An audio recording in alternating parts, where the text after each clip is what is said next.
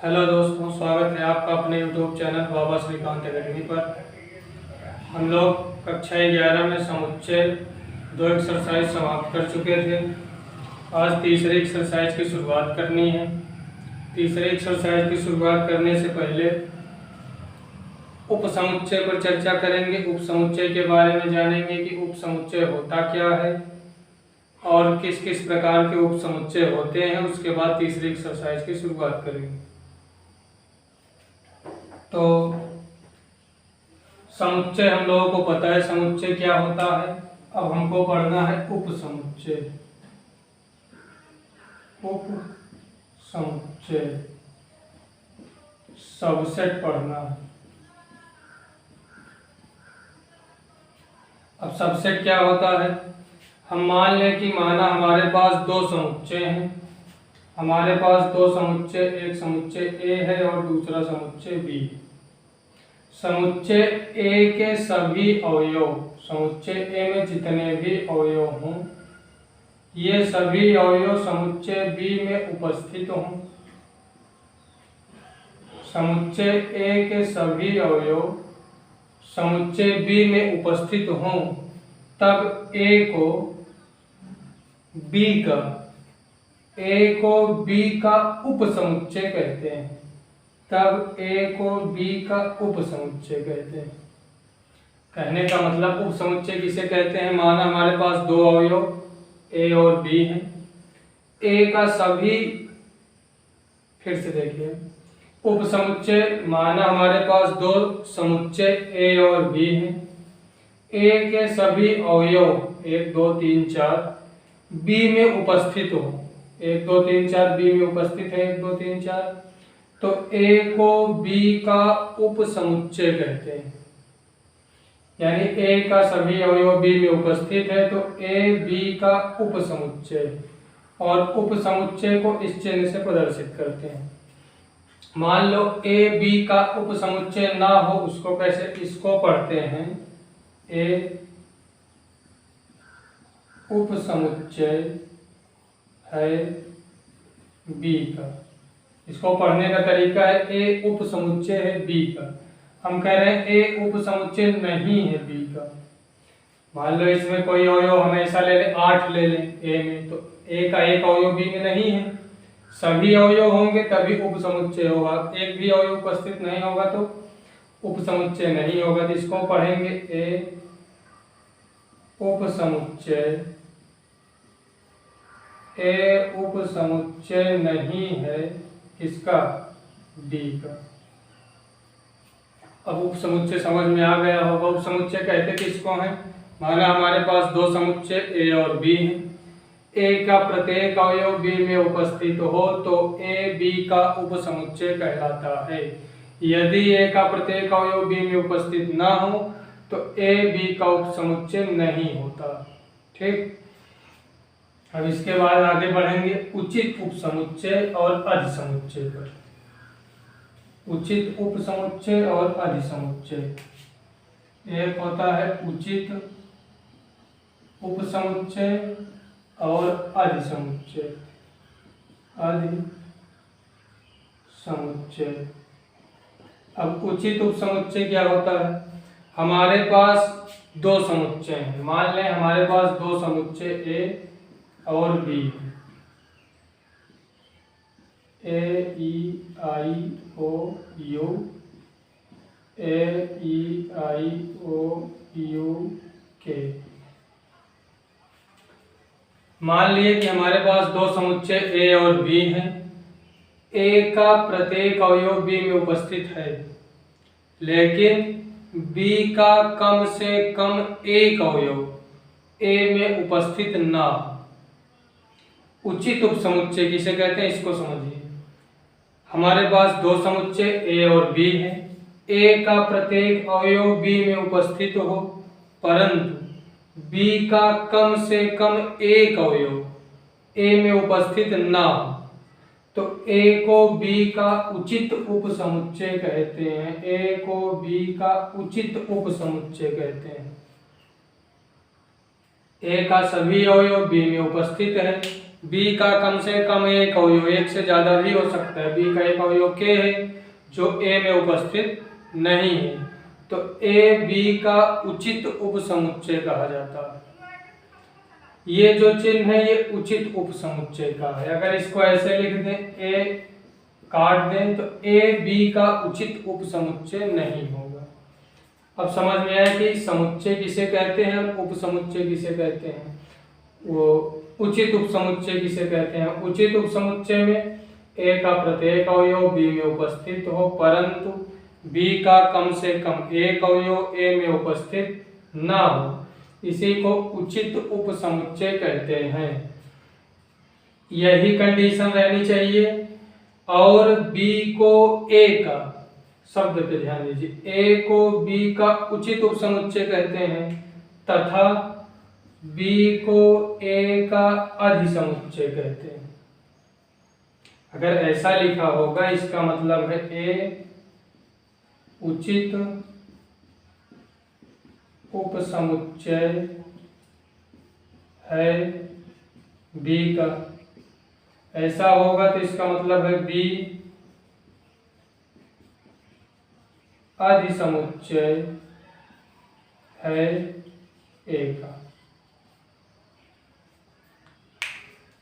उचित उपसमुच्चय के लिए हमारे पास दो समुच्चय ए और बी हैं।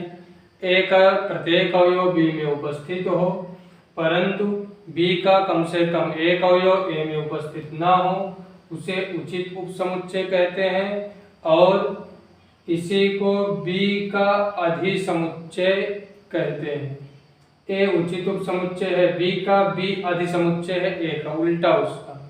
ए उचित उपसमुच्चय किसका, बी का, बी अधिसमुच्चय है किसका, ए का। अब आगे बढ़ेंगे। इसके बाद आता है यूनिवर्सल सेट, समष्टि समुच्चय। समष्टि समुच्चय का मतलब है जिसमें सब आ जाए, कि या जो यूनिवर्सल हो, यूनिवर्सल सत्य हो। जैसे अंग्रेजी वर्णमाला के अक्षरों का समुच्चय, अंग्रेजी वर्णमाला के अक्षरों का समुच्चय में स्वर भी आएगा, ए ई आई ओ यू, और व्यंजन भी आएगा, वावेल कॉन्सोनेंट दोनों आएंगे, तो ये समष्टि समुच्चय हो जाता है। इसके बाद आता है घात समुच्चय। घात समुच्चय, घात समुच्चय को कहते हैं पावर सेट। घात समुच्चय कहते किसे हैं, किसी समुच्चय के उपसमुच्चय, कोई समुच्चय है ए बराबर कोई समुच्चय है 1 2, किसी समुच्चय के प्रत्येक उपसमुच्चयों का समुच्चय घात समुच्चय कहलाता है। हमारे पास एक समुच्चय है ए बराबर 1 2, इसके उपसमुच्चयों की संख्या कितनी होंगी, कुल जितने अवयव होंगे 2 की पावर उतना कर देते हैं। 2 अवयव है तो 2 की पावर 2, यानी इसके कुल 4 उपसमुच्चय होंगे। तो अगर हम इसके उपसमुच्चय लिखें तो 1 2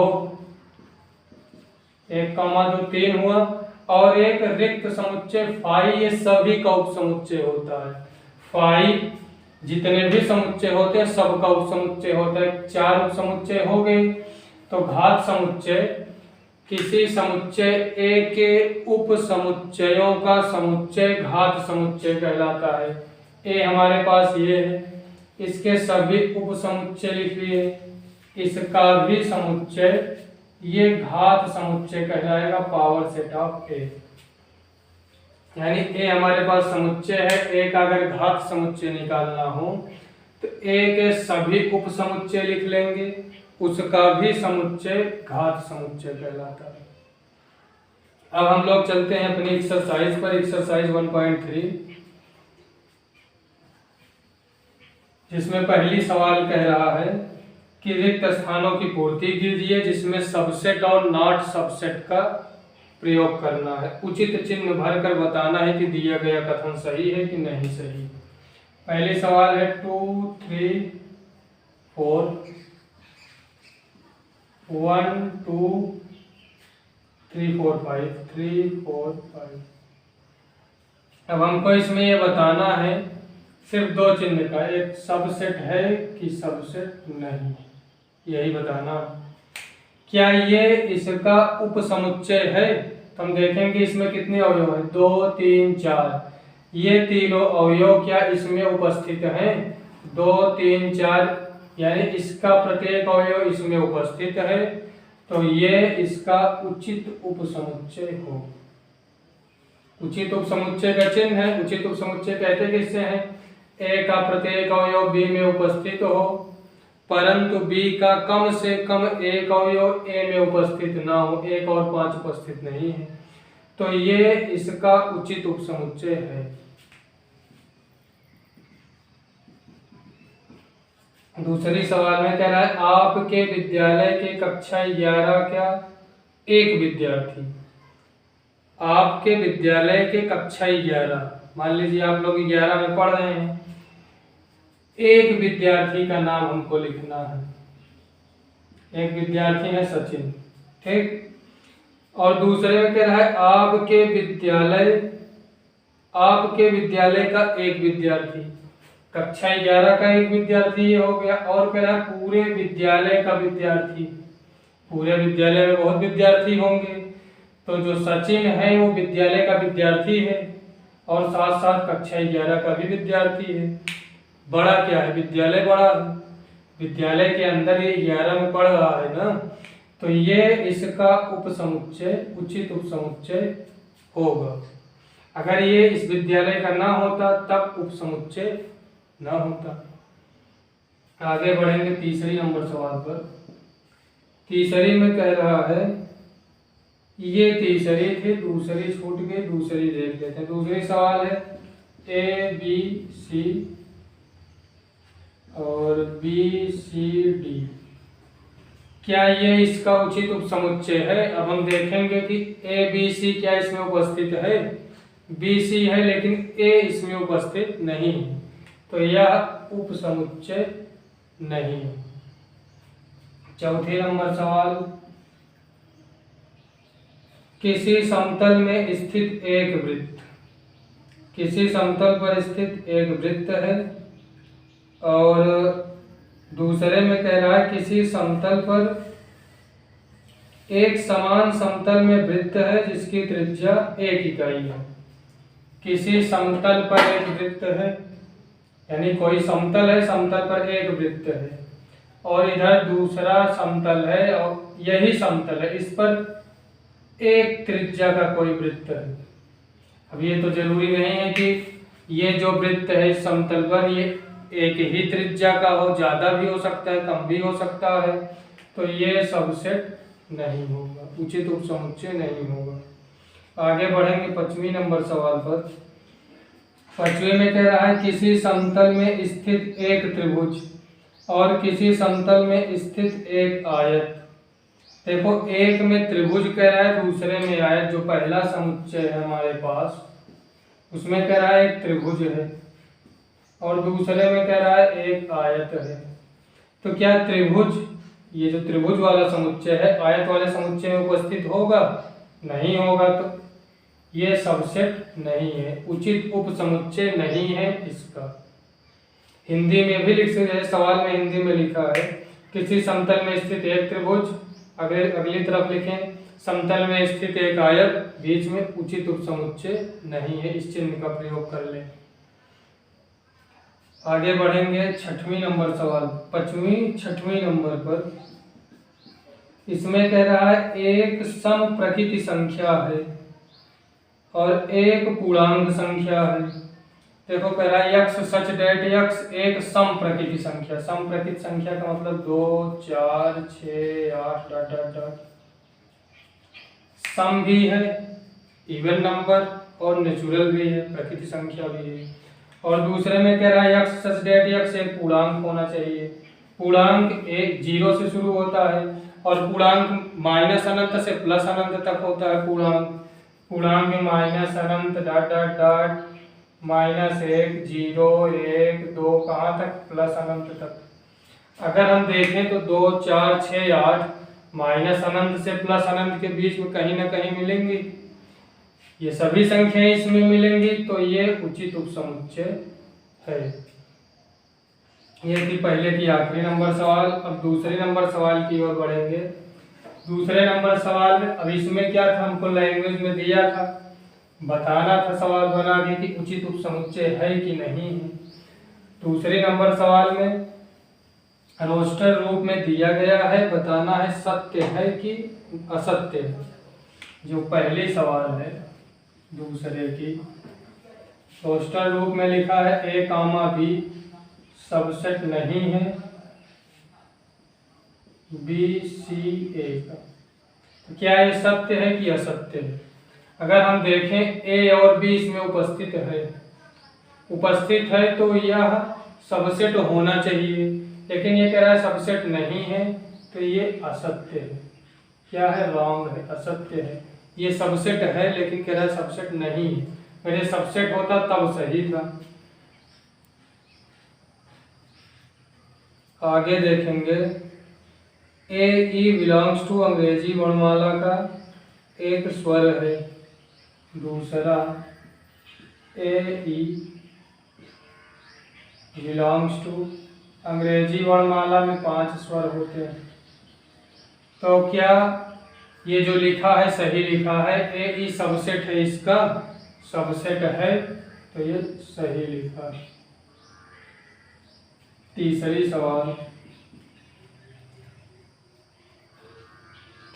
सवाल है 1 2 3 और 1 2 3 सबसेट है 1 3 5 और 1 2 3 क्या सबसेट है 1 3 5 का? 1 2 3 इसमें 2 उपस्थित नहीं है, ये सबसेट नहीं है। इसमें कह रहा है सबसेट है, तो गलत हो जाएगा क्योंकि यह सबसेट नहीं है। इसमें कह रहा है सबसेट है, काट दे तब सही है। चौथी नंबर सवाल में A belongs to A B C. चौथे में कह रहा है A belongs to A B C. क्या ए जो है इसमें बिलोंग कर रहा है? ए इसमें उपस्थित है? हाँ, ए इसमें उपस्थित है, ये सही। और ए सबसेट भी होगा ए बी सी का, ए बिलोंग भी कर रहा है ए बी सी में। यहाँ पर अगर हम देखें तो ए सिर्फ सबसेट हो सकता है लेकिन बिलोंग नहीं करे, क्योंकि इसके अंदर हमको ऐसा लिखा मिलना चाहिए बी सी, तब तो ये ए बिलोंग करेगा इसमें, लेकिन इस तरह नहीं लिखा है। ये सिर्फ सबसेट है, बिलोंग नहीं कर रहा। 5वीं नंबर सवाल है, 1 मिनट, सवाल हम गलत ले लिए थे। चौथी नंबर सवाल है, ए सबसेट है ए बी सी का, ये सबसेट है, ये सही है। 5वीं में A belongs to A B C, ये गलत है। अब 6वीं नंबर लेंगे। इसमें कह रहा है कि 6 से कम एक सम प्रकृत संख्या, 6 से कम सम प्रकृत संख्या सम 2 और 4, 6 से कम है। कह रहा है ये सबसेट है। एक प्रकृत संख्या जो 36 को विभाजित करती है। 36 1 से कटेगा, 2 से, 3 से, 4 से, 6 से,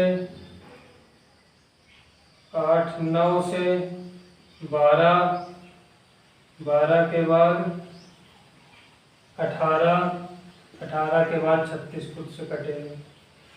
तो अगर हम देखें 2 4 इसमें उपस्थित है, 2 4, तो 2 4 इस बड़े से समुच्चय का सबसेट होगा, ये भी सही। सत्य असत्य बताना था, ये दूसरी सवाल थी। अब आगे बढ़ेंगे तीसरी सवाल की तरफ।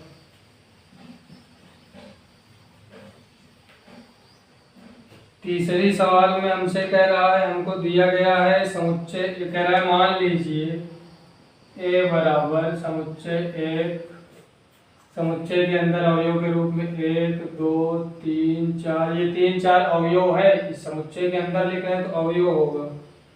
और 5 पहला प्रश्न है 3,4 सबसेट है ए का। पहला है 3,4 क्या सबसेट है ए का? तो 3,4 सबसेट नहीं है। क्यों?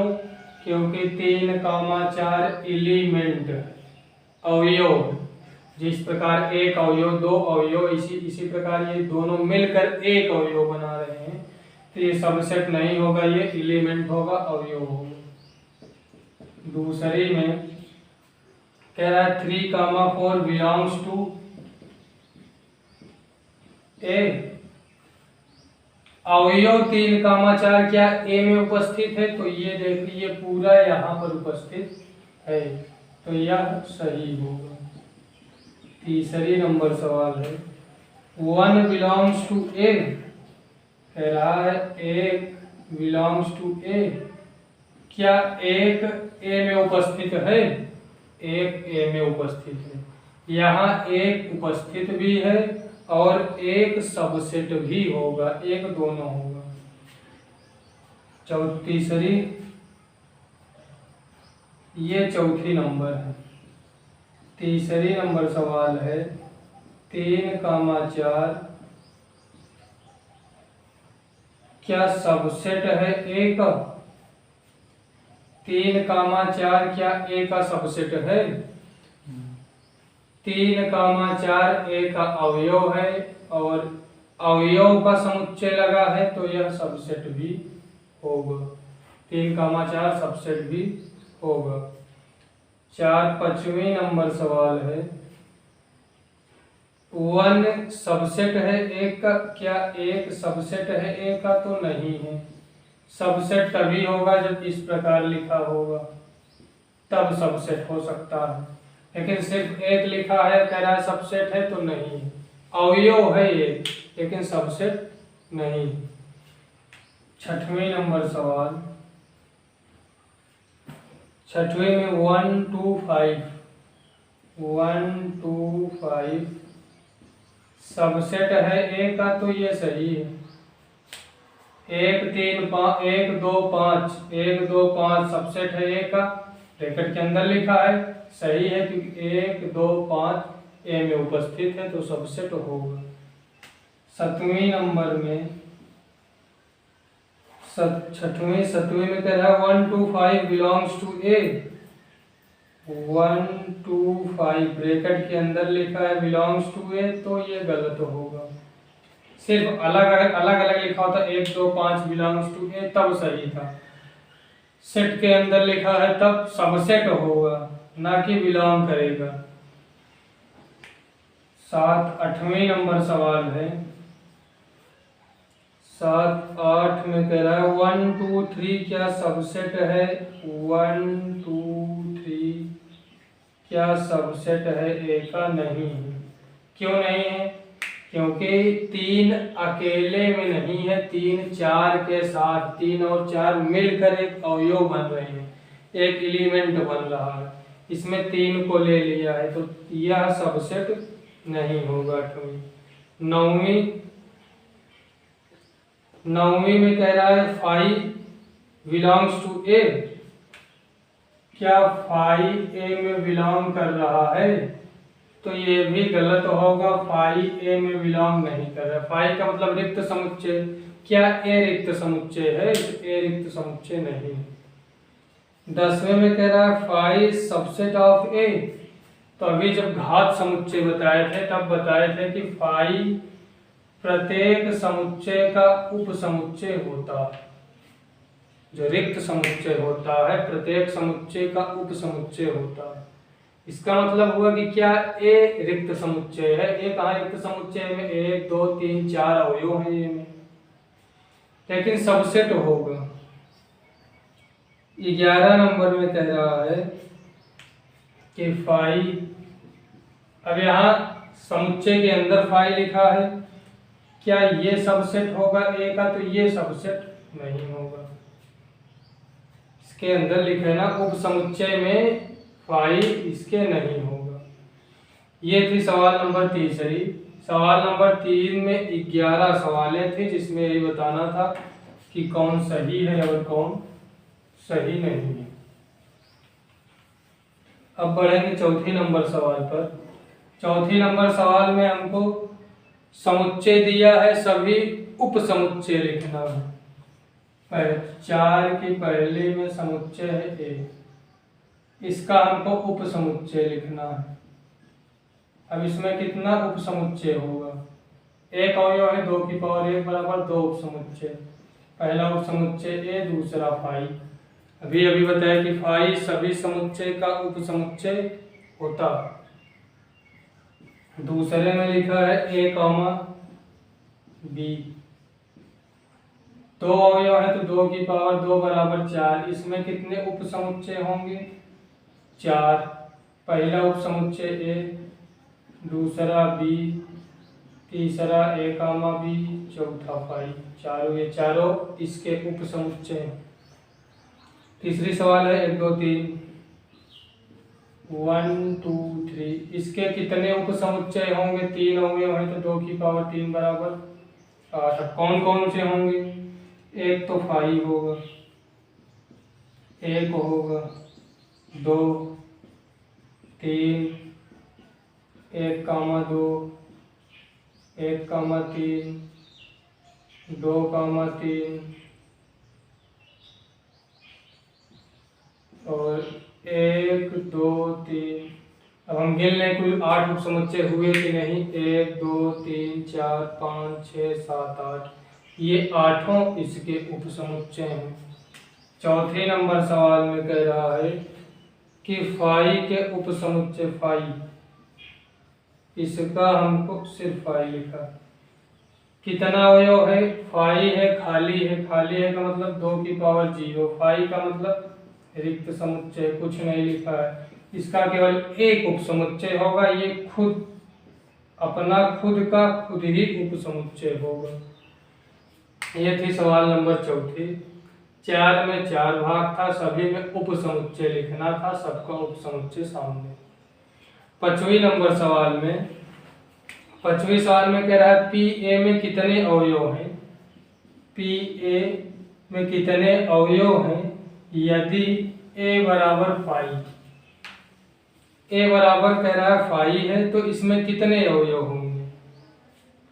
पी ए मतलब पावर सेट ऑफ ए, ए का घात समुच्चय। अब घात समुच्चय कहते किसे हैं? किसी समुच्चय के उप समुच्चयों का समुच्चय घात समुच्चय कहलाता है। ये समुच्चय है। अब इसका हम उप समुच्चय निकालें। फाई का उप समुच्चय ये निकाले हैं।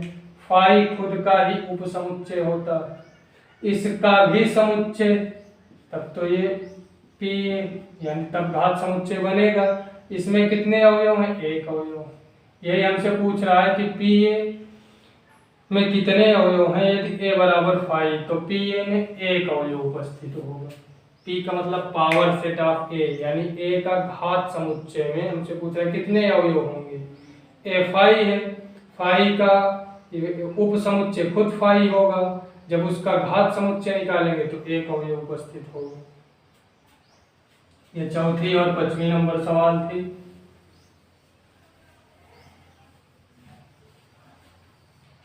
छठवीं नंबर सवाल में कह रहा है कि अंतराल के रूप में लिखिए। इसमें 4 भाग है। छठवीं की पहली कह रहा है x such that x belongs to R comma -4 is greater than x is less than is equal to 6। छठवें की दूसरी में कह रहा है x such that x belongs to real number, my x is less than -12 and x is greater than -12 and less than is equal to 10, less than is equal to -10। तीसरी number सवाल है x such that x belongs to r, x is greater than is equal to 0 and less than is equal to and less than 7। चौथी number सवाल है x such that x belongs to real number, x is less than is equal to 3 and greater than, x is greater than is equal to 3 and less than is equal to 4। इसको कह रहा है अंतराल के रूप में लिखिए, कोष्ठक के रूप में लिखना। जहां पर बराबर का चिन्ह लगता है वहां पर हम क्लोज ब्रैकेट का प्रयोग करते हैं, जहां बराबर का चिन्ह नहीं लगता है वहां पर ओपन ब्रैकेट का प्रयोग करते हैं। इसको कहते हैं ओपन ब्रैकेट खुला वृत्त, इसको कहते हैं क्लोज ब्रैकेट बंद वृत्त। अब यहाँ पर हम देखें अंतराल के रूप में लिखना, यक्स 4 से बड़ा है ना कि बराबर, बराबर का चिन्ह नहीं लगा है तो ओपन ब्रैकेट -4 कॉमा बराबर लगा है तो क्लोज ब्रैकेट 6। यही है इसका अंतराल रूप। बराबर का चिन्ह कहीं नहीं लगा है तो ओपन ब्रैकेट -12 कॉमा -10। ये है इसका अंतराल रूप। बराबर लगा है क्लोज ब्रैकेट कॉमा यहाँ पर नहीं लगा है तो ओपन ब्रैकेट, ये है इसका अंतराल रूप। दोनों जगह बराबर लगा है तो दोनों स्थान पर क्लोज ब्रैकेट का प्रयोग करेंगे, ये हो गया अंतराल रूप।